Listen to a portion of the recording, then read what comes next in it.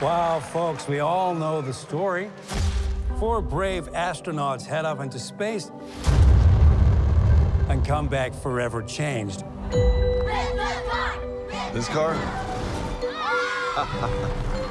Our city, our planet, owe a debt to these intrepid souls. And while we can never repay them, we can certainly celebrate them. Thank you, Fantastic Four. Thank you. Thank you, Fantastic Four! Please welcome the Fantastic Four. The first 2 Fantastic Four films that released in the early 2000s probably would have been better received if they had released later instead of when they actually released, which was right after the Batman, which set this kind of new precedent for superheroes to have this more gritty, realistic approach to its storytelling. Gotta say, it's fantastic.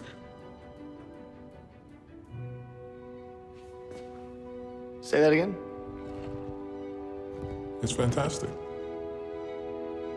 Yes, it is. And then there is Fant4stic, which is by far one of the worst comic book adaptations that exists out there.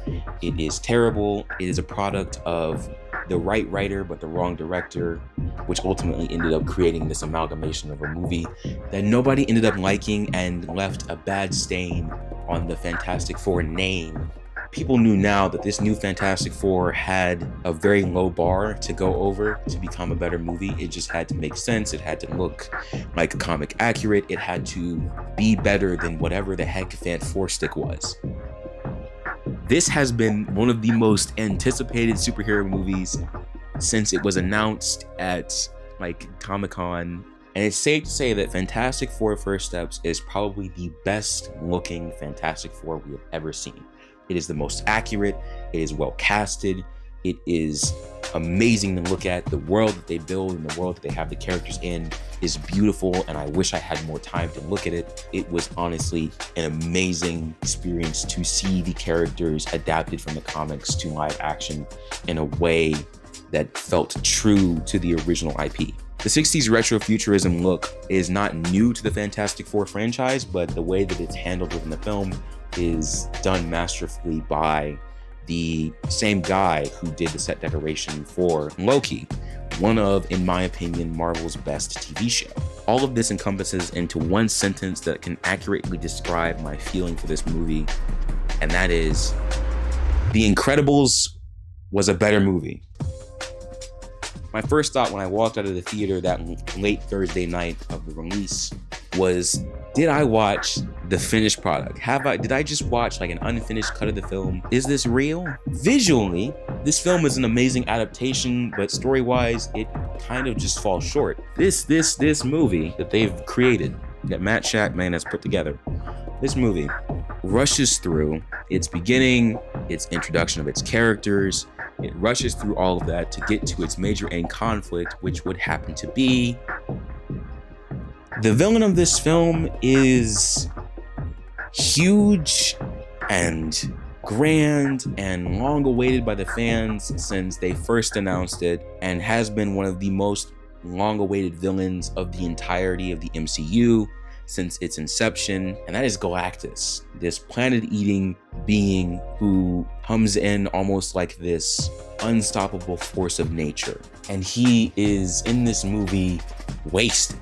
This film rushes through its first act to get to Galactus, only to give him about, 5 minutes of screen time? Galactus is supposed to be this kind of overwhelming and loomingly large figure within the film that kind of just hovers over the entire plot and affects the decisions that the characters make. Does it make them hasty? Does it make them angry? Does it make them fight each other? Does it make them make decisions they wouldn't normally make or entertain thoughts they wouldn't normally entertain? This movie gets on my nerves because it should be longer. It really should be longer. If this movie was over 2 hours, I think it would have been the best Fantastic Four movie yet. The issue with the fact that it's under 2 hours in runtime is that they cut a lot out. Matt Shakman himself has said this during multiple interviews, that he cut a lot of parts out of the film so that way he could keep it under the 2 hour runtime and get to Galactus quicker. Johnny Storm had this whole plot going where he would either visit Silver Surfer's planet or form some kind of psychic connection with her and be able to walk through her memories and see why she's doing what she's doing, so that way he can appeal to her better nature near the end of the film during the climax, and also feed into the side plot of him trying to prove himself to Reed, who he definitely looks up to. John Malkovich's Red Ghost is a villain from Fantastic Four comics who commands a team of apes who gain superpowers in similar ways to the Fantastic Four. And what I'm assuming is in the original version of the film, there was supposed to be a whole beginning fight scene between the Fantastic Four and John Malkovich's team of apes while he tries to steal the Fantastic Four rocket. Pieces of that scene are in the trailers for the Fantastic Four movie, but the whole scene itself is just cut from the movie entirely and replaced with one shot of Mr. Fantastic kicking a orangutan off of a platform, and then they cut to the next thing. Another thing that was completely and totally underused within this film is Benjamin Grimm. In this movie, they seem to suggest the idea in certain scenes that Benjamin Grimm is struggling in a similar fashion to the original Fantastic Four's Ben Grimm with his identity. But instead of struggling with his identity as the public perceives him as a monster, in this film they suggest the opposite in this way, that Benjamin Grimm is this more famous character and he's this celebrity that everybody loves and wants to see do cool things, and they love him because he has powers and because he looks cool, but nobody remembers Benjamin Grimm anymore. And he finds that in a nun who runs the orphanage who remembers Benjamin Grimm and wants to befriend him and eventually maybe even form a romantic relationship with him. It's hinted at, but is for some reason let go of in the second half of the film. But I think one of the things that really made me not enjoy this movie as much as I assume that other people have is the fact that James Gunn's Superman came out before it. I knew that whichever movie came out first would set a precedent for the other movie, would set that kind of expectation, because if Fantastic Four came out first, then everybody would walk into Superman with that expectation of the same kind of greatness that they experienced within Fantastic Four. And if Superman came out first, then Superman would set the bar for Fantastic Four. James Gunn's Superman, in my opinion, is probably the second best superhero movie to ever be made. It treats its side characters with just as much importance as it does its main characters. It's beautifully scored, it's amazingly filmed, it's well acted by its actors, there's passion from every character. It has so many different deep messages and themes and undertones and subplots, all wrapped up into like a 2.5-hour bow. In terms of storytelling, Superman is clearly the better film. It is beautiful, it is complex, it is deeply layered, but Fantastic Four First Steps is supposed to be about family, and for the most part, it doesn't really focus on family. It does not explore the Fantastic Four as individual characters or as a familial unit.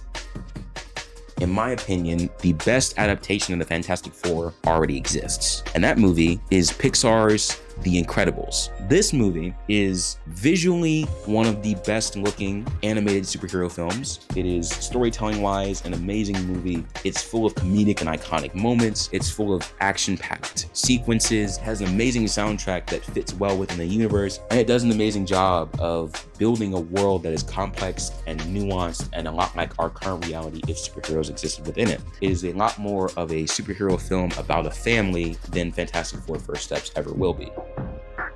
The new Fantastic Four is like Dubai chocolate. It is trendy, it looks nice, it looks appetizing, but underneath it is more of the same. It is a lot like a lot of the other Marvel movies we've had in recent years. It is a lot of the same stuff that Marvel has put out. It's nothing new. But underneath all of those great visuals, the story is severely lacking, and it feels as if it isn't the finished cut. It has a lot of subplot hints, but no actual subplot going on. This is just my opinion as somebody who really enjoys movies and TV and storytelling and visual storytelling as a medium. You are more than welcome to your own opinion, and I'm pretty sure I'm on the opposing end of the public's opinion of this movie. I'm going to stand 10 toes down on saying that Incredibles is a better film adaptation than Fantastic Four First Steps ever will be.